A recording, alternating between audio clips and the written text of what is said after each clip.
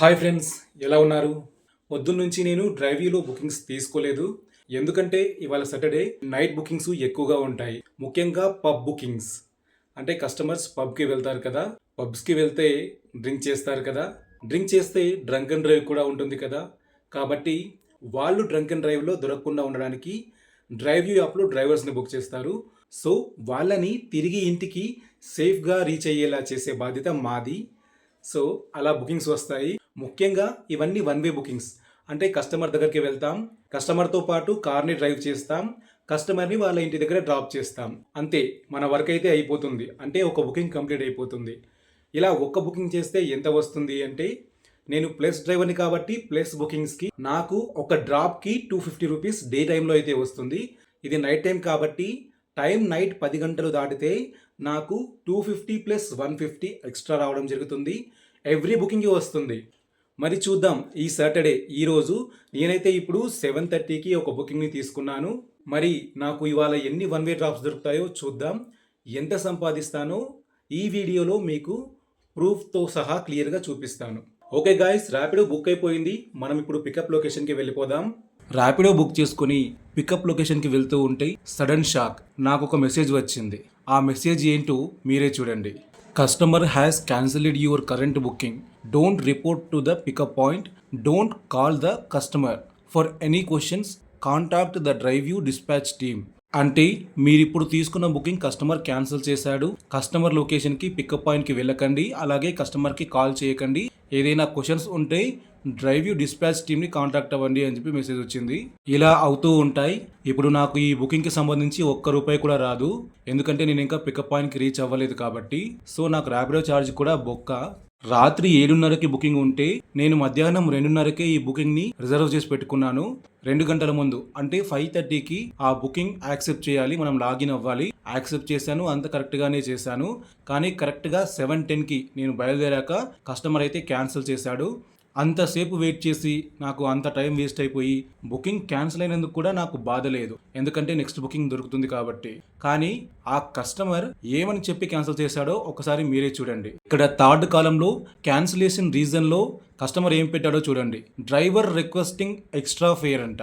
అరే అయ్యా, నేను కస్టమర్కి కాల్ కూడా చేయలేదు. నేను పికప్ పాయింట్కి వెళ్ళే వరకు కస్టమర్కి కాల్ చెయ్యను, వెళ్ళిన తర్వాతే కాల్ చేస్తాను. అసలు నేను కస్టమర్కి కాల్ చేయకుండా, కస్టమర్ నాకు కాల్ చేయకుండా నేను ఎట్లా ఎక్స్ట్రా ఫేర్ డిమాండ్ చేశాను? సో ఇలా ఎక్స్ట్రా డబ్బులు అడిగానని కంప్లైంట్ పెట్టి క్యాన్సిల్ చేశాడు. ఇలా మన తప్పు లేకపోయినా మన పైన కంప్లైంట్ చేసి క్యాన్సిల్ చేసే వేస్ట్ కస్టమర్లు కూడా ఉంటారు.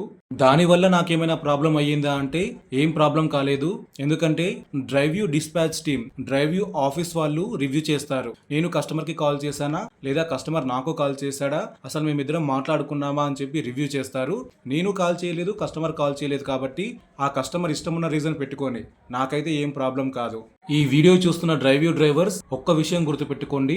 ఒకవేళ నిజంగానే మీరు కస్టమర్కి ఎక్కువ డబ్బులు, అంటే మీకు వచ్చే ఫేర్ కంటే ఎక్కువ డబ్బులు అడిగినట్టయితే ఖచ్చితంగా ఆ కస్టమర్ మీ మీద కంప్లైంట్ చేసే అవకాశం ఉంది. అలా కంప్లైంట్ చేస్తే డ్రైవ్యూ ఆఫీస్ వాళ్ళు మనకి హ్యూజ్ ఫైన్ వేస్తారు. సర్లే ఒకసారి ఫైన్ పడింది కదా అని చెప్పి అదే తప్పును మళ్ళీ రిపీటెడ్ గా చేస్తే మాత్రం మీ ఐడి కంప్లీట్ గా సస్పెండ్ అయిపోతుంది. ఇకపై మీరు డ్రైవ్యూలో బుకింగ్ చేయలేరు. డ్రైవ్యూ కంపెనీ ఈ విషయంలో చాలా స్ట్రిక్ట్ గా ఉంటుంది కాబట్టి ఏదో చిల్లర కోసం ఆశపడి మీ లైఫ్ ని, మీ జాబ్ ని స్పాయిల్ చేసుకోవద్దు. ఒక్కసారి డ్రైవ్యూ ఐడి గనుక సస్పెండ్ అయిందంటే ఇక మళ్ళీ యాక్టివేట్ అవ్వడం అనేది మాక్సిమం ఇంపాసిబుల్. కాబట్టి జాగ్రత్తగా ఉండండి.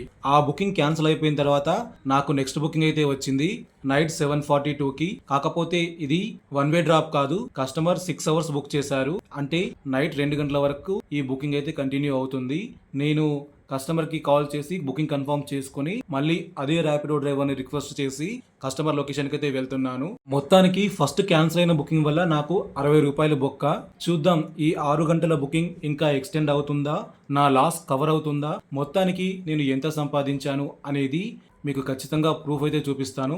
ఇదే మనం ఈ బుకింగ్లో నడుపుతున్న కారు, వోక్స్వాగన్ SUV మోడల్. అయితే నేను కస్టమర్ లొకేషన్కి వెళ్ళిన తర్వాత కస్టమర్ కార్లో కూర్చొని రెడీగా ఉన్నారు కాబట్టి వెంటనే వెహికల్ ఫోటోలు తీసుకొని బుకింగ్ స్టార్ట్ చేసి కస్టమర్ చెప్పిన ప్లేస్ కి, జూబ్లీ హిల్స్ లో ఉన్న లార్డ్ ఆఫ్ డ్రింక్స్ కి అయితే రావడం జరిగింది. అది ఒక పబ్.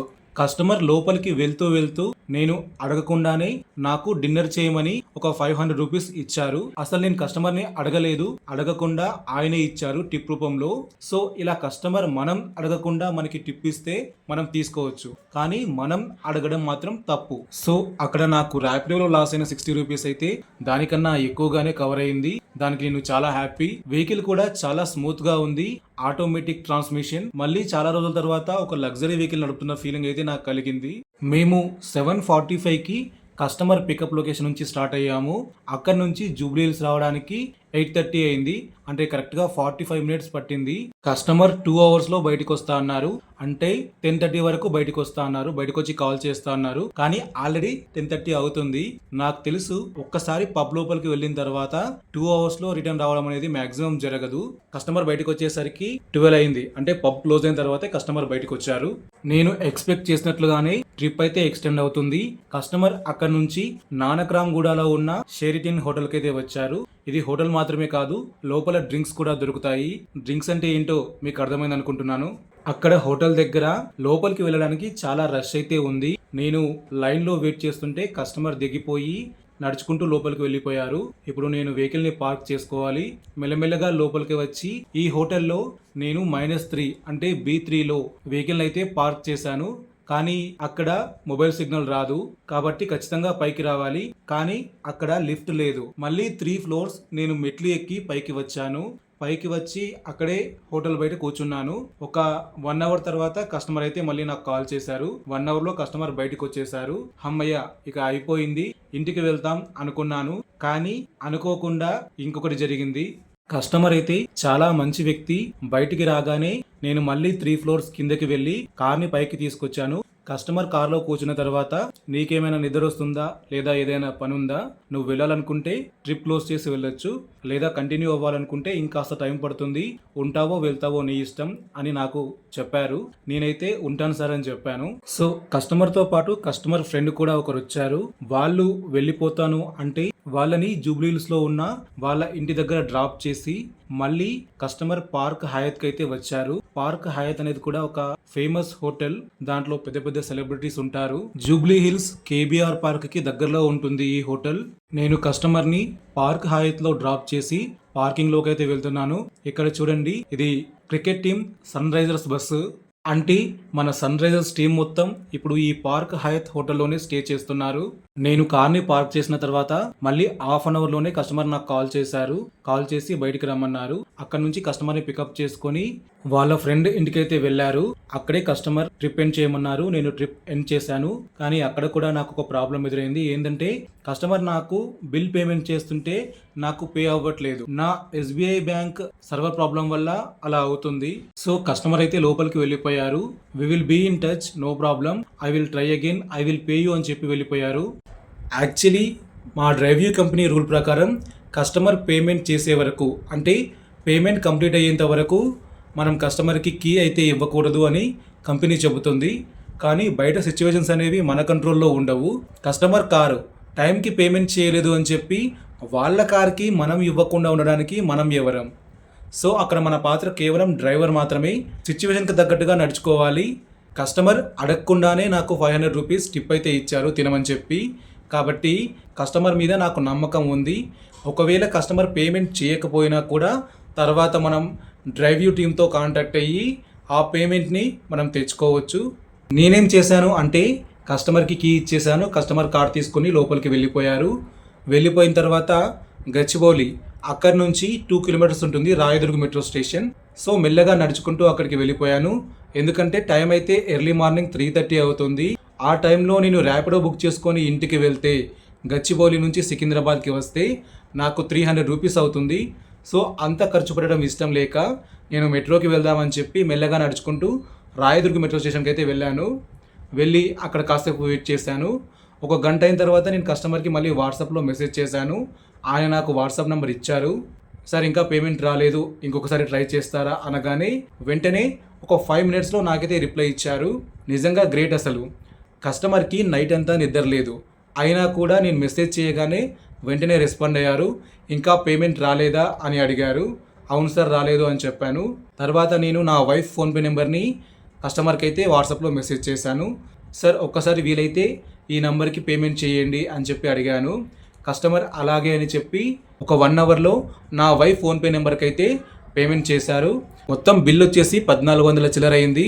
1400 చిల్లరలో ట్రిప్ ఎండ్ చేసిన తర్వాత నాకైతే 1060 రూపాయలు రావడం జరిగింది పేమెంట్.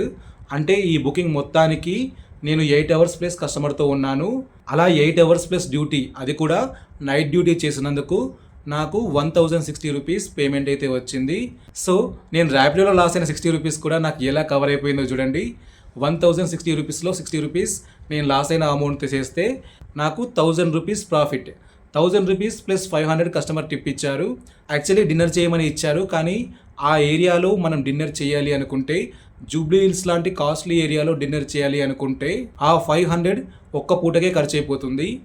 సో ఒక్క పూట తినడం కోసం 500 ఖర్చు పెట్టడం ఇష్టం లేని నేను ఆ 500ని అలాగే దాచుకున్నాను. కాబట్టి నాకు ఈ ట్రిప్లో 1000 ప్లస్ 500 మొత్తం 1500 ప్రాఫిట్ వచ్చినట్లు.